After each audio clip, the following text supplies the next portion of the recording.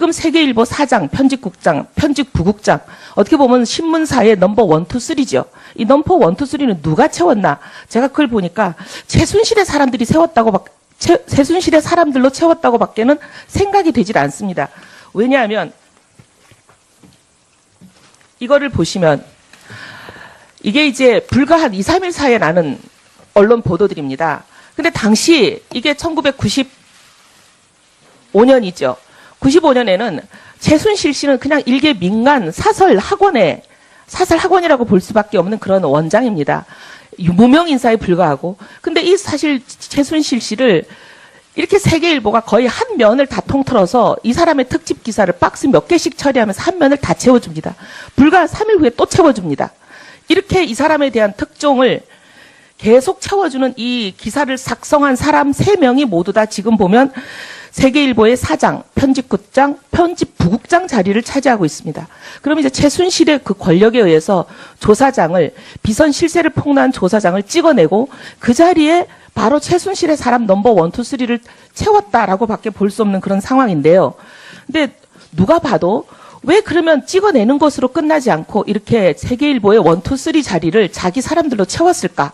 그건 분명히 조사장님께서 얘기하시는 17개 파일을 구했는데 그중에 이제 남아있는 8개 파일, 아직 보도되지 않은 8개 파일이 굉장히 폭발력이 있고 국민들이 알게 되면 큰일 날 그런 파일이기 때문에 이런 조치를 하지 않았을까. 이게 상식적인 추론입니다. 조사장님께서 이 자리에서 그 8개 중에 오늘 다 말씀하실 시간은 없을 테니까 가장 중요하다고 생각되는 거, 헌정 질서를 파괴한 것이 확실하다고 생각되는 거, 헌법과 법률을 중대하게 위반했다고 생각하는 거 한 가지만이라도 좀 말씀을 해 주십시오. 양승태 대법원장의 일상생활을 사찰한 문건입니다.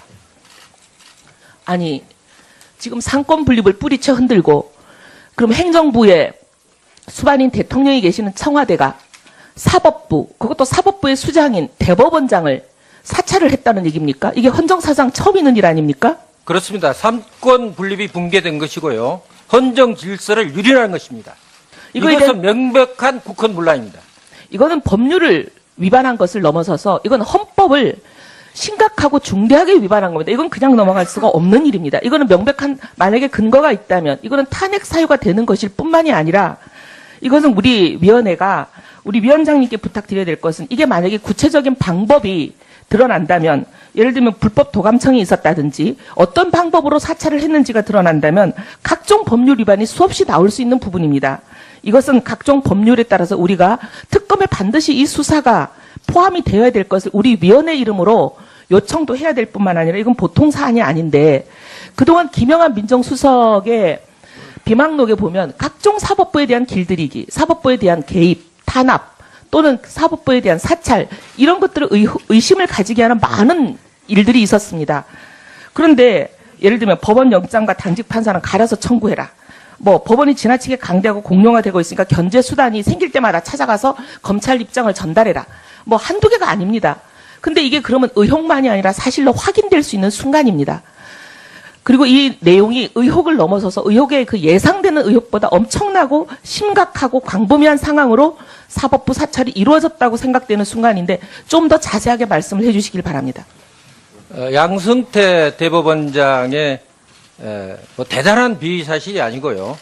뭐 등산 등 일과 생활을 낱낱이 사찰해가지고 청와대에 보고한 내용과 그다음에 당시 2014년 춘천지방법원장으로 재직하고 있던 최성준 지방법원장의 뭐 예를 들면 관용차의 뭐 사적 사용이라든지 대법관 진출을 위한 뭐 운동이라든지 이런 내용을 포함한 2건의 문건이 사찰 문건이 된 겁니다. 이거는 부장판사 이상 사법부 모든 간부들을 사찰한 명백한 증거입니다. 예. 이거는 헌정 질서를 문란시키는 중대한 사건입니다. 예. 일뿐만이 아니라 우리는 이것을 명백하고 완전히 엄정한 수사가 이루어지도록 우리 위원회 차원의 모든 노력을 다해 주시기를 부탁드립니다. 예, 이혜원 위원의 요청, 정당한 요청이고 합당하다고 보여집니다. 그렇기 때문에 조향규 정의는 좀 전에 정언 답변한 내용이 있으시죠?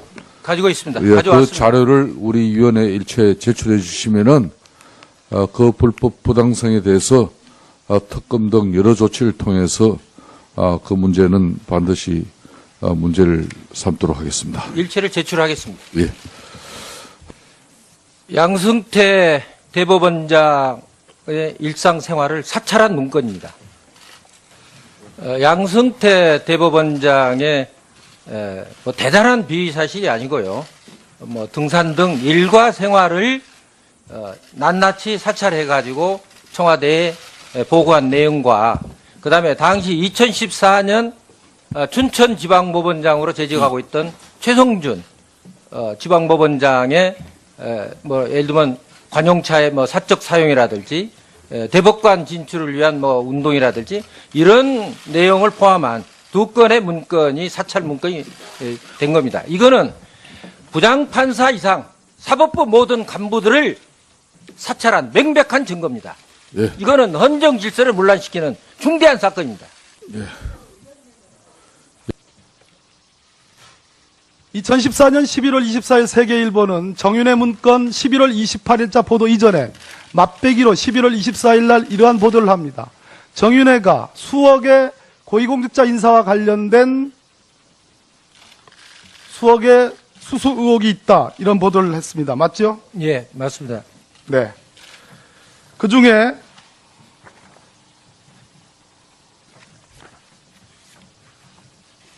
정윤회 문건이 본격적으로 보도되기 전인 11월 24일 청와대는 김기춘 비서실장 주재하에 김영한 고 민정수석 이 부분에 대한 경위 파악을 합니다. 정윤회 문건이 보도되기 전입니다.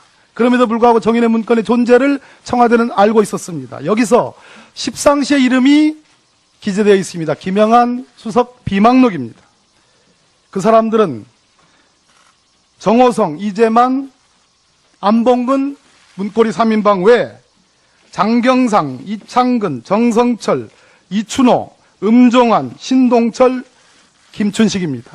알고 계시죠? 예, 맞습니다. 제가 정말로 궁금하게 생각한 것은 정윤회 문건이 11월 28일자에 세계일보에 보도되기 전에 청와대는 정윤회 문건을 알고 있었고 이 부분에 대한 조사를 합니다.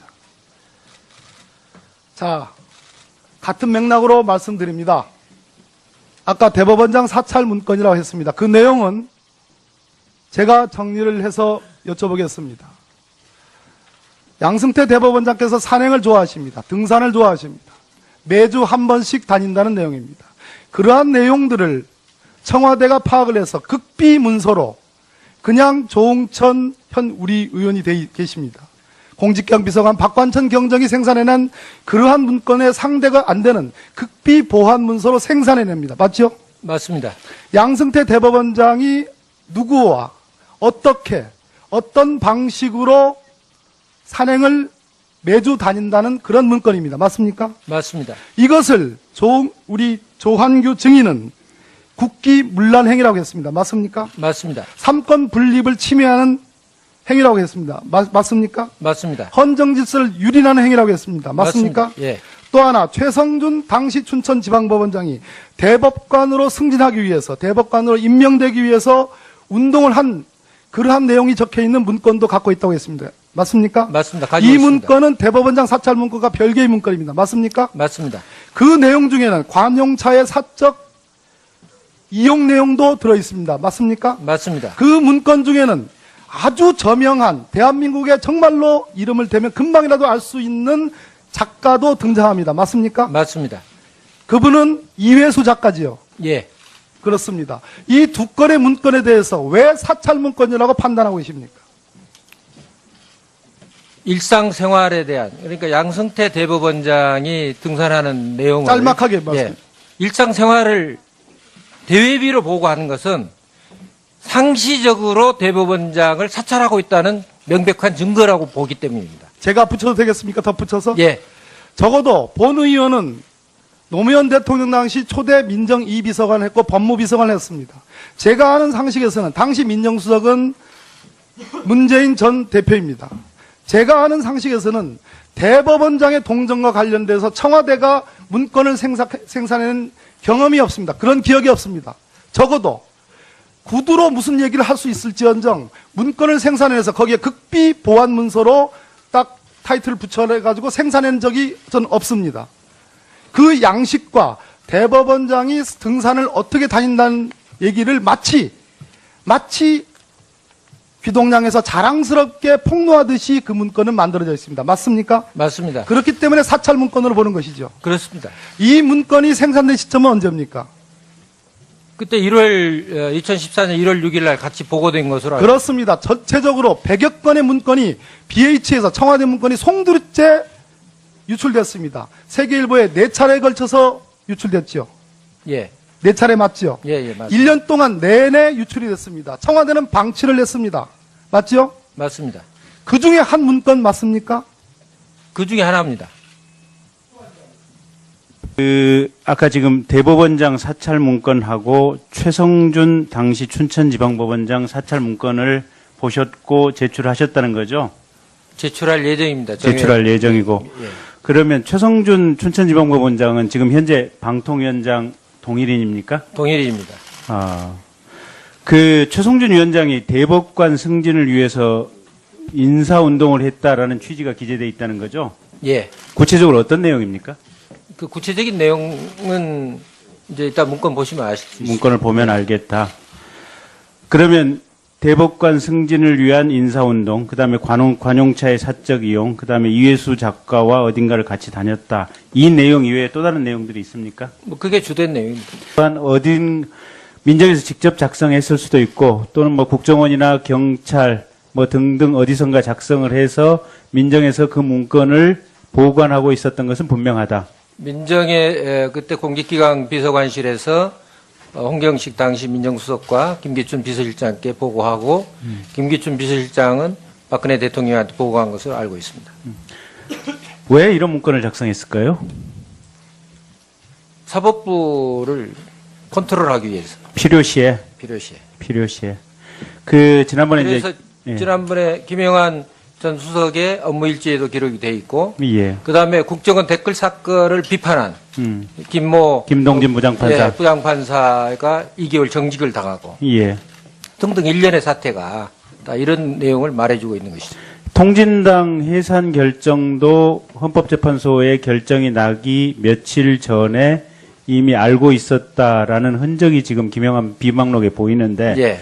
이런 일련의 흐름들이 박근혜 정부의 청와대 민정에서는 사법부, 헌법재판소에 대해서 주도 면밀하게 개인의 사생활까지 심지어는 그러니까 평상시에 모든 부장판사급 이상 네. 또 헌법재판소를 비롯해서 네. 사법기관에 대해서 끊임없는 사찰을 해서 약점을 잡고 있다가 적절할 때 활용하려고 하는 목적을 가지고 그랬겠죠. 그러면 대법원장이 등산을 같이 가는 지인에 대해서도 사찰을 한 것은 결국은 그 지인이 누군지 또 혹시 그 지인을 통해서 대법원장이 무슨 부탁을 받았는지. 예, 뭐 존경하는 의원님 그건 이따 뭐 보시면 아실 수 있습니다. 알겠습니다.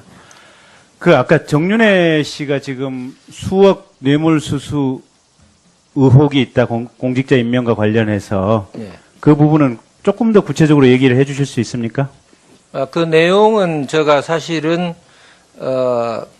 이제 문건을 사실은 가장 센 걸 가져와라 하나만 네. 가져와라 해서 예. 이제 대법원장 사찰에 대한 문건을 제가 직접 봤고요. 예. 그다음에 다른 문건들은 구두로 보고했기 때문에 보고로 받았기 때문에 금액이 7억으로 돼 있는 거 맞습니까? 그거는 정확하게 제가 어느 급 공직자인지 장관급 공직자인지 뭐 어떤 레벨의 공직자인지 얘기해 주실 수 있습니까? 제가 알기로는 거의 부총리급 뭐 공직자가 있다고. 부총리급 공직자의 임명과 관련해서 정윤회 씨가 저희가 알기로는 한 7억 정도의 돈을 받았다라는 얘기인데 맞습니까? 들은 얘기가? 이제 그렇게 전해 들었습니다, 저도. 그렇게 전에 들었다. 예. 어느 부총리인지 얘기해 주실 수 있습니까? 아니, 그건 뭐 제가 말씀드리기가 좀 그렇습니다. 말하기가 곤란하다. 지금 현직에 계시기 때문에. 현직에 있는 분이다. 예. 지금도? 예. 알겠습니다. 편집 부국장 자리를 차지하고 있습니다. 그럼 이제 최순실의 그 권력에 의해서 조사장을 비선 실세를 폭로한 조사장을 찍어내고 그 자리에 바로 최순실의 사람 넘버 1, 2, 3를 채웠다라고밖에 볼 수 없는 그런 상황인데요. 근데 누가 봐도 왜 그러면 찍어내는 것으로 끝나지 않고 이렇게 세계일보의 1, 2, 3 자리를 자기 사람들로 채웠을까?